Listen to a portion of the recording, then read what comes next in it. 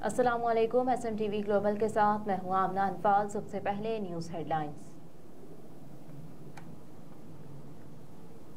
मुस्लिम league नून के कायद नवाज शरीफ ने इंकशाफ किया कि PTI हुकूमत गिरने के बाद मैं इलेक्शन में जाना चाहता था।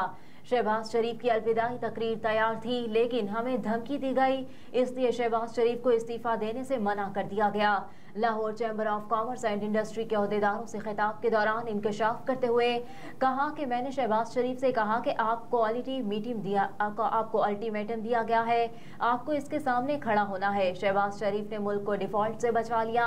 अपने खिताब में नवाज शरीफ ने मईशत की बहाली का रोड मैप देते हुए कहा कि उनकी पॉलिसी ये होगी कि इंडस्ट्री में लगने वाले पैसे के बारे में पूछा ना जाए कि कहां से आ रहा है।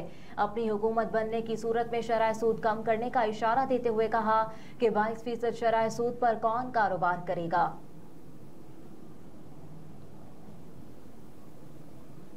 पाकिस्तान में बरतानवी हाई कमिश्नर की नवाज शरीफ से मुलाकात, मुख्तलिफ उमूर पर तबादला ख्याल।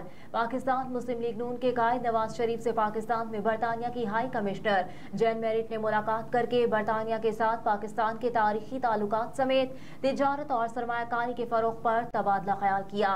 मुलाकात के मौके पर नवाज शरीफ ने कहा कि बरतानिया यूरोप में पाकिस्तान का सबसे बड़ा तिजारती शराकतदार है। साबिक वज़ीर-ए-आज़म ने हालिया बरसों के दौरान बरतानिया की जानिब से पाकिस्तान के लिए ओवरसीज डेवलपमेंट असिस्टेंस में कमी पर तशवीश का इजहार करते हुए उम्मीद जाहिर की कि बरतानवी हाई कमिश्नर की कोशिशों से आनत प्रोग्राम में तोसी होगी। नवाज शरीफ ने बरतानवी हुकूमत पर जोर दिया कि गजा में फौरी जंगबंदी यकीनी बनाने के लिए अपना मुस्बत और बामायनी किरदार अदा करे। इस मौके पर पाकिस्तान में बरतानवी हाई कमिश्नर जैन मेरिट ने कहा कि इनकी हमेशा से ख्वाहिश थी कि वो पाकिस्तान की भरपूर सकाफत और तारीख की बजाते खुद मुशाहिदा करें। सरबराह जमीयत उलमा इस्लाम फे के कायद मौलाना फजलुर रहमान कहते हैं कि 75 साल गुजर गए, अब हमें नए जाविये से सोचना होगा। पुरानी लकीरों की पैरवी करते करते अब थक चुके। पुरानी लकीरों की पैरवी की और जो उन्होंने कहा उनकी पैरवी की, लेकिन अब हम इन अनासिर के मुनाफिकाना किरदार की मजीद पैरवी नहीं कर सकते। नौशहरा में पार्टी वर्कर्स से खिताब में चेयरमैन PTI से मुतालिक बात करते हुए मौलाना फजलुर रहमान ने कहा कि चेयरमैन तहरीक इंसाफ ने नौजवानों को गुमराह करने की कोशिश की। फलस्तीन पर जारी इसराइली जारहियत से मुतालिक बात करते हुए मौलाना फजलुर रहमान ने कहा कि आज फलस्तीन हालत जंग में है। इस्लामी दुनिया के पास सिवाय अल्फाज के कोई चीज उनके पल्ले नहीं। कहा कि फलस्तीन से इसराइल की सरजमीन पर हमले से उनके होश उड़ गए। अमरीका और बरतानिया बराह रास्त इसराइल की मदद के लिए पहुंचा है। इस्लामी दुनिया में गैरत नहीं कि वो कह सके कि बतौर मुसलमान हम आपके साथ हैं। खुसूसी सरमायाकारी सहूलत काउंसिल की एपेक्स कमेटी का इजलास, निजकारी का अमल तेज करने की हिदायत। इस्लामाबाद में होने वाले SIFC की एपेक्स कमेटी के 7वें इजलास में आर्मी चीफ, निगरान काबीना के अरकान, निगरान सूबाई वज़राए आला और मुतालिका आला हुकूमती अहलकारों ने शिरकत की। इजलास में SIFC के तहत मुल्क में सरमायाकारी के फरोग के लिए उठाए जाने वाले इकदाम का जायजा लिया गया। मुख्तलिफ वजारतों ने मुल्क में सरमायाकारी के फरोग और अहदाफ के बरवक्त हुसूल में सहूलत के लिए इकदाम पर भी ब्रीफिंग दी। कमेटी ने सरमायाकारी के फरोग के लिए उठाए गए मुख्तलिफ इकदाम पर पेशरफ्त को इत्मीनान बख्श करार दिया। कमेटी ने मुल्क में सरमायाकारी के फरोग के इकदाम के साथ सरमायाकारों के एतमाद को बढ़ाने के पॉलिसी इकदाम का भी जायजा लिया। खसारे के शिकार सरकारी इदारों SOAs की निजकारी के अमल का जायजा लेते हुए कमेटी ने निजकारी के अमल को मजीद तेज करने की हिदायत की। कमेटी ने मुल्क में तेल और गैस के शोबे में सरमायाकारी करके इस मसले के हल के लिए जामे लाहे अमल बनाकर पेश करने की हिदायत की। इजलास में आर्मी चीफ ने पाकिस्तान की पायदार मुआशी बहाली में पाक फौज के हुकूमत के साथ मुकम्मल ताउन के अज़्म का यकीन दिलाया।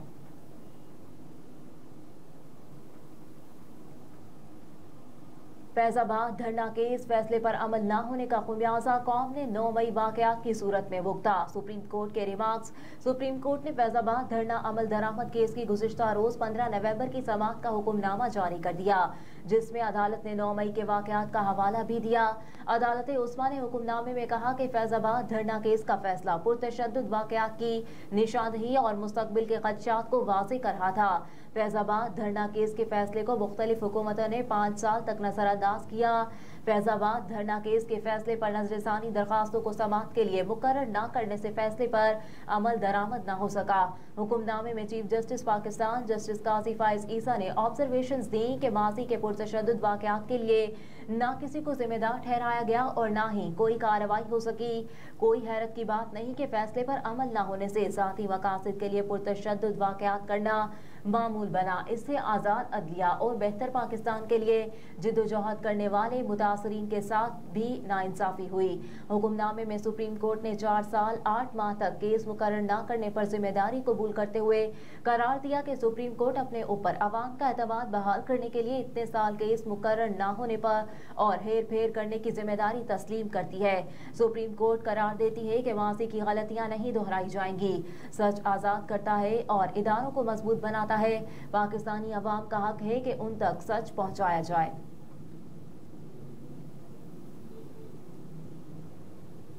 एवनफील्ड और अल अजीजिया रेफरेंसेस में नवाज शरीफ की अपीलें समाअत के लिए मुकर्रर। इस्लामाबाद हाई कोर्ट ने 21 नवंबर को नवाज शरीफ की अपीलें समाअत के लिए मुकर्रर की हैं। चीफ जस्टिस आमिर फारूक और जस्टिस मियां गुल हसन औरंगजेब पर मुश्तमिल बेंच नवाज शरीफ की अपीलों पर समाअत करेगा। नवाज शरीफ को एहतसाब अदालत ने अल अजीजिया और एवनफील्ड रेफरेंसेस में सजा सुनाई थी। नवाज शरीफ ने एहतसाब अदालत के फैसलों को 2018 से चैलेंज कर रखा है। नवाज शरीफ की सजा के खिलाफ अपीलें अदम हाजिरी पर खारिज कर दी गई थी। अदालत ने नवाज शरीफ की बैरून मुल्क से वापसी पर अपीलें बहाल की थी। नैब ने नवाज शरीफ की अपीलों की बहाली पर कोई एतराज नहीं किया था।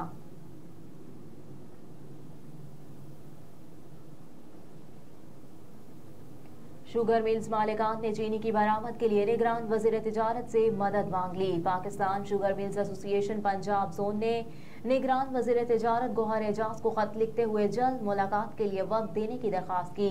ज़राए के मुताबिक Pakistan sugar mills association Punjab zone की जानिब से लिखे गए खत में कहा गया कि निगरान वज़ीर तिजारत इजाफी चीनी की बरामद का मामला विफाकी हुकूमत से उठाएं। शुगर इंडस्ट्री से 5 लाख मेट्रिक टन चीनी की बरामद का वादा किया गया था।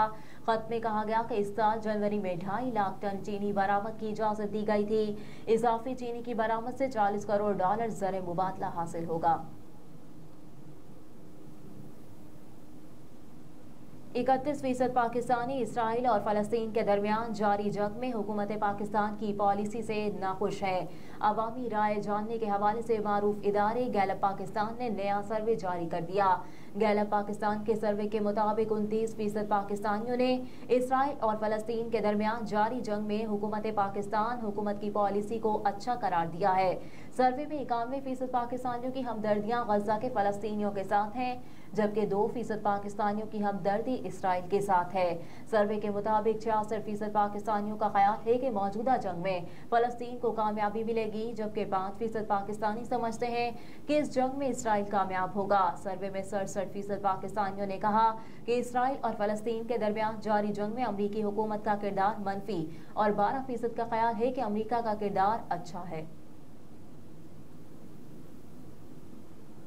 आईसीसी क्रिकेट वर्ल्ड कप का फाइनल इतवार को भारत और ऑस्ट्रेलिया के दरमियान होगा। दूसरे सेमीफाइनल में ऑस्ट्रेलिया के हाथों जनूबी अफ्रीका की शिकस्त के बाद वर्ल्ड कप 2023 की 2 फाइनलिस्ट टीमों का फैसला हो गया।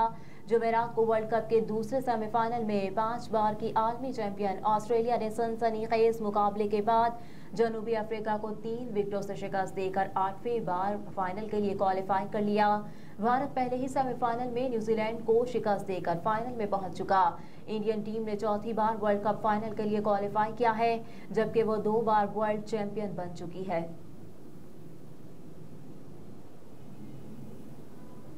और अल-शिफा अस्पताल पर इसराइल की लगातार चढ़ाइयां, मरीजों की अमवात में इजाफे का खदशा। अरब टीवी से बात करते हुए अल-शिफा अस्पताल के डायरेक्टर मोहम्मद अबू इस्लामिया ने कहा कि गुज़िश्ता 48 घंटों से अल-शिफा अस्पताल का कंट्रोल काबिज अफवाज के हाथ में है। हम मरीजों की अमवात की शरह में कमी के मुंतज़िर हैं, ताहम हर गुजरते लम्हे के साथ अस्पताल में दाखिल मरीजों की अमवात में इजाफे का खतरा बढ़ता जा रहा है। उधर फ़लस्तीनी अथॉरिटी की वजारत सेहत ने कहा कि इसराइली अफवाज ने अल-शिफा अस्पताल के मुख्तलिफ हिस्सों को मुकम्मल तबाह कर दिया।